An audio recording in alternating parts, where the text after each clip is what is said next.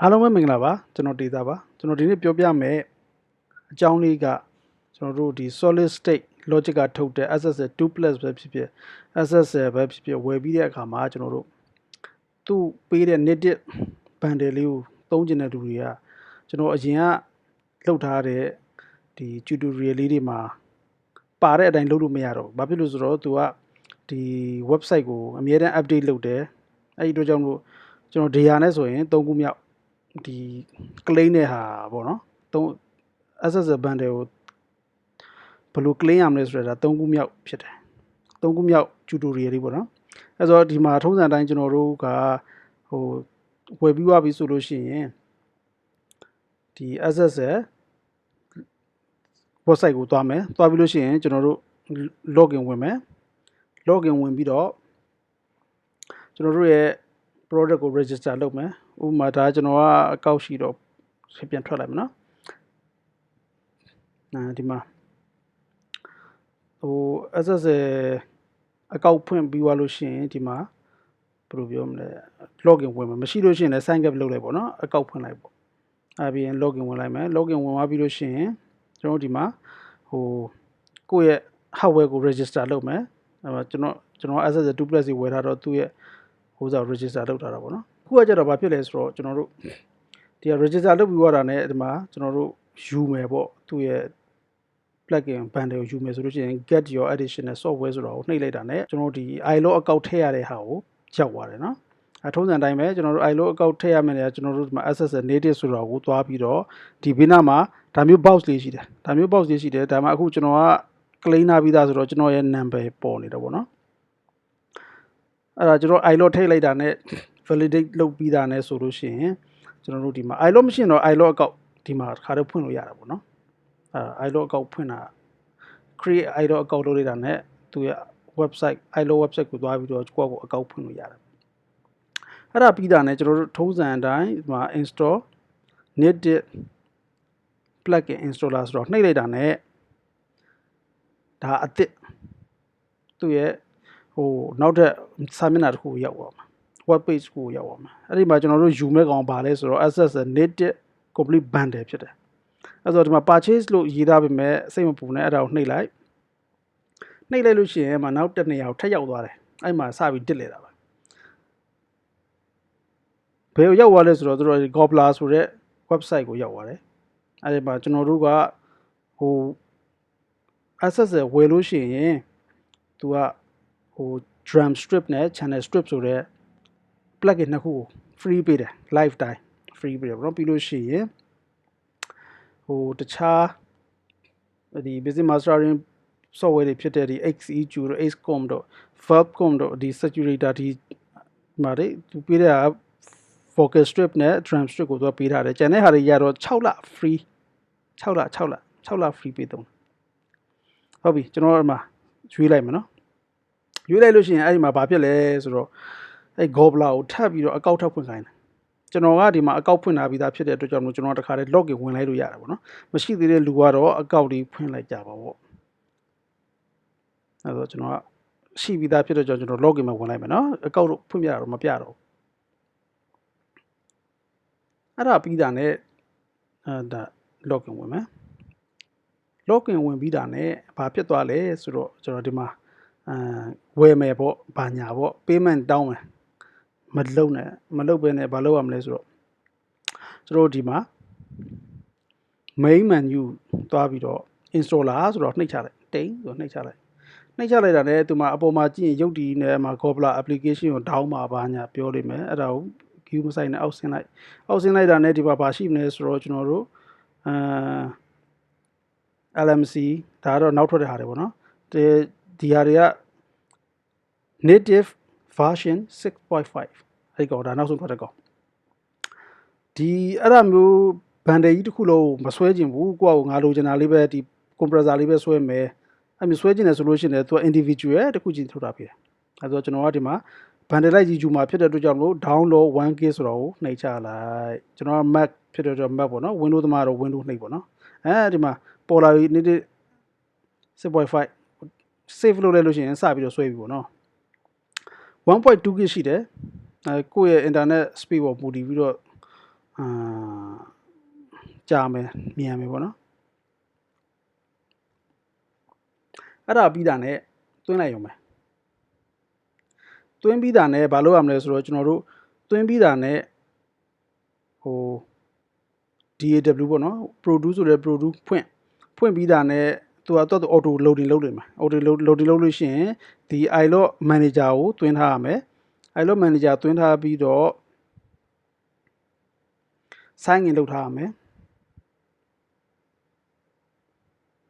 နော်ကျွန်တော်ကတော့အကောက်ရှိပြီးသားဆိုကျွန်တော် sign in လုပ်လိုက်မယ်နော်အဲ့မှာကျွန်တော်ရဲ့ဒါ license တွေပေါ့ကျွန်တော်ရဲ့ license တွေအဲ့ဒီမှာဘာသွားပေါ်မလဲဆိုတော့ဒီမှာကျွန်တော်ယူထားတဲ့ဟာတွေဒါမျိုးပေါ်မယ်အဲ့မျိုးပေါ်မယ် produce ဖွင့် DAW ဖွင့်လိုက်မယ်ကျုပ်ပဲဖြစ်ဖြစ်ကျုပ် base ပဲဖြစ်ဖြစ်ဒီ produce ပဲဖြစ်ဖြစ်ဖွင့်ပြီးတာနဲ့သူကဒီမှာလာပြီးတော့ဟိုဥပမာဘယ်လိုပြောရမလဲ demo ဆိုလို့ရှိရင်လည်းဒီမှာ register လုပ်ထားတဲ့ date deposit ပေါ့နော်သူပြောတာ deposit date ပြီးလို့ရှိရင်သက်တမ်းကုန်မဲ့ date ဒီမျိုးလာပေါ်လိမ့်မယ်เนาะအဲ့ဆိုဘာမှ true to လုပ်စရာမလိုဘူးကျွန်တော်တို့ဒီ DAW ကိုဖွင့်လိုက်တာနဲ့သူကသွင်းထားတဲ့ plugin ကို scan ဖတ်မယ် scan ဖတ်ပြီးတာနဲ့ဒီ iLog အကောက်ကိုတောင်းနေမှာ okay ဆိုတော့ကပြီးသွားပြီအဲ့တော့ဒီကောင်ကိုကျွန်တော် install လုပ်မယ်နော်ကို zip လေးနဲ့လာတာဆိုတော့ zip လေးဖြီးလိုက်မယ်ပေါ့နော် zip လေးဖြီးမယ်နောက်ဆုံး zip လေးဖြီးပြီးတာနဲ့ဒီမှာ installer pack ဆိုတာကိုတွေ့မယ်အဲ့ဒီကောင်ကို install လုပ်ဖို့သွင်းမယ် agree ဘာတွေသွင်းပါလဲဒီမှာကျွန်တော်တို့ဟိုဘယ်လိုပြောမလဲရွေးလို့ရတာပေါ့နော်ကိုကအခုမှစပြီးတော့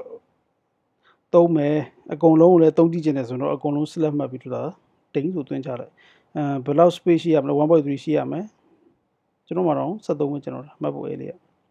ဆိုတော့က next ကိုစနေပြီးရင် next စနေ install တွင်းနေပါပြီရှားရခင်ဗျာ6မိနစ်တောင်ကြာမှာတဲ့လား2မိနစ်ပဲကြာတော့မယ်သူတို့ပြောတဲ့မယုံပါနဲ့ဆိုတော့ကပြီးသွားပြီ close လုပ်မယ်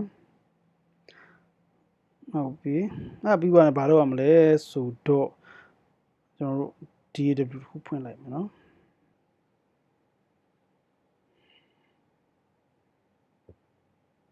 ဆိုတော့ကကျွန်တော်ပွင့်သွားပြီဆိုလို့ရှိရင်ကျွန်တော်ဒီမှာဟိုပုံမှန်ဆိုလို့ရှိရင် DAW ဖွင့်ပြီးတာနဲ့ဒီမှာ iLog တွေဘာတွေညာတွေတောင်းအောင်ပါအခုကကျွန်တော်ဒီကောင်မတောင်းဘာဖြစ်လို့လဲဆိုတော့ကျွန်တော်ဒီတချို့ plugin တွေကဒီဟာနဲ့ compatible မဖြစ်ပါဘူးပေါ့နော်မကိုက်ညီပါဘူးဆိုပြီးတော့ပြတယ်အဲဒီဆိုကျွန်တော်ဘာလုပ်မလဲဆိုတော့ကျွန်တော်ဒီမှာ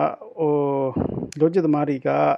ဒီမှာကျွန်တော်ထည့်ထားတဲ့ unit ကိုသွားကြည့်လို့ရတယ်ဒီမှာ SSL တခုမှမပေါ်ဘူး okay အဲ့လိုဆိုတော့ကျွန်တော်ဘာလုပ်မလဲကျွန်တော်ဒီ logic pro x ရဲ့ preference တွေကိုသွားပြီးတော့နောက်ဆုံးမှာ plugin manager ဆိုတာရှိတယ်အဲ့ဒါကိုဝင်လိုက်မယ်ဝင်လိုက်တာနဲ့ဒီမှာမြင်တဲ့အတိုင်းပဲ not valid cannot be open ဘာညာပေါ်ပြီဆိုအကုန်လုံး select မှတ်ချလိုက်အကုန်လုံးကို select မှတ်ကိုလိုချင်တာပဲရွေးမှတ်လို့လည်းရပါဘောเนาะကျွန်တော်ကဒီမှာ band aid တစ်ခုလုံးကိုဥစားလုံးမှာဖြစ်တဲ့အတွက်ကြောင့်မလို့အကုန်လုံး select မှတ်ပြီးတော့ reset and rescan ဆိုပြီးတော့နှိပ်ချလိုက်လို့ရှိရင်ခဏလေးစောင့်ဒီမှာ iLog အကောက်စပြီးတောင်းပြီအဲ့တော့ကျွန်တော်တို့ကဟိုဒီ iLog manager ထဲမှာလည်း register login လုပ်ထားပြီဆိုလို့ရှိရင်ဒါမျိုးပေါ်လာပြီဆိုလို့ရှိရင် activate လုပ်ပြီးတာနဲ့ဒီမှာ code number တောင်းမယ်အဲ့ဒီကောင်ကို skip လုပ်လိုက် skip လုပ်ပြီးတာနဲ့ဒီမှာကျွန်တော်တို့ရဲ့ iLog ခုနဖွင့်ထားတဲ့ iLog user name နဲ့ password နှိပ်ပြီးတာ next လုပ်လိုက်ပြီဆိုတာနဲ့သူကဘာဆက်ပြောမလဲဆိုတော့ဒီမှာကျွန်တော်တို့ရဲ့ဒီ complete bundle ကြီးကို activate လုပ်မယ်သူကဘာတွေနဲ့ရလဲဆိုတော့ပုံမှန်ဆိုလို့ရှိရင်ဒီမှာ cloud တော်တော်များများ cloud နဲ့ရတယ်ဒီကောင် cloud နဲ့မရဘူးအဲဆိုတော့ကျွန်တော်ဒီမှာ iLog device လိုတယ် token ပေါ့နော်လိုတယ်ပြီးလို့ရှိရင်ဒီ iLog device မရှိတဲ့လူတွေကကြတော့ကျွန်တော်ဒီ location နဲ့ computer location နဲ့ကျွန်တော်တို့ save activate လုပ်လို့ရတယ်အဲဆိုတော့ကျွန်တော်ဒီကောင်ကို next လုပ်လိုက်ပြီဒီကောင် select မှတ်ပြီးတာနဲ့ next လုပ်လိုက်ပြီအဲဆိုလို့ရှိရင်ကျွန်တော်ဒီမှာ location ကျွန်တော်ကတော့ token မရှိတဲ့အတွက်ကြောင့်မလို့ဒီကျွန်တော်ရဲ့ဒီ computer location နဲ့ပဲ ဆိုကျွန်တော်ဒီကောင်ကို select ပဲ next လုပ်လိုက်တာနဲ့ activate ဖြစ်သွားတာကိုတွေ့လိမ့်မယ် okay activation ဖြစ်သွားအဲ့လိုပဲကျွန်တော်နောက်ထပ် continue ထပ်လုပ်လိုက်လို့ရှိရင်တခြားမပွင့်သေးတဲ့ဟာတွေကိုလည်းသူကထပ်ပြီးတော့ဒီ ilog ကနေတက်လာမှာဖြစ်ပါတယ်နော်ဟိုမတက်လို့ရှိရင်လည်းပြဿနာမရှိဘူးဘာဖြစ်လို့သူက bundle လိုက်ကြီးဖြစ်တဲ့အတွက်ကြောင့်မလို့ဒီမှာတခါတည်းခုနကကျွန်တော် deactivate လုပ်လိုက်တဲ့ registration လုပ်ထားတဲ့ဟာတွေကိုပြန်သွားကြည့်လို့ရတယ် login ဝင်ဒီမှာခုနကကျွန်တော်တို့ရဲ့ complete set တစ်ခုရှိတယ်ဒီမှာကျွန်တော်ဟို expire date က10လပိုင်း20ရက်နေ့ကုန်မယ်ကျွန်တော်ကဒီနေ့20ရက်6လနဲ့ကျွန်တော်က register တင်ထားတာပေါ့နော်အဲဆိုကျွန်တော်ဒီကောင်ကိုဖွင့်ကြည့်လိုက်လို့ရှိရင်အကုန်လုံးကဟို active one of two active use နော်သူကကွန်ပျူတာနှလုံးတစ်ပိုင်းနဲ့သုံးလို့ရတယ်ကျွန်တော်ကအခုတစ်လုံးတည်းဟိုစားလောက်ထားပြီပေါ့နော်အဲ့လိုအဲဆိုအားလုံးအဆင်ပြေကြမယ်လို့မျှော်လင့်ပါတယ်ကျွန်တော်ရဲ့ channel လေးကိုလည်း like and subscribe လုပ်ပြီးတော့ကျွန်တော်နောက်တင်မဲ့ဗီဒီယိုလေးတွေကိုအားပေးကြပါဦးလို့ကျေးဇူးအများကြီးတင်ပါတယ်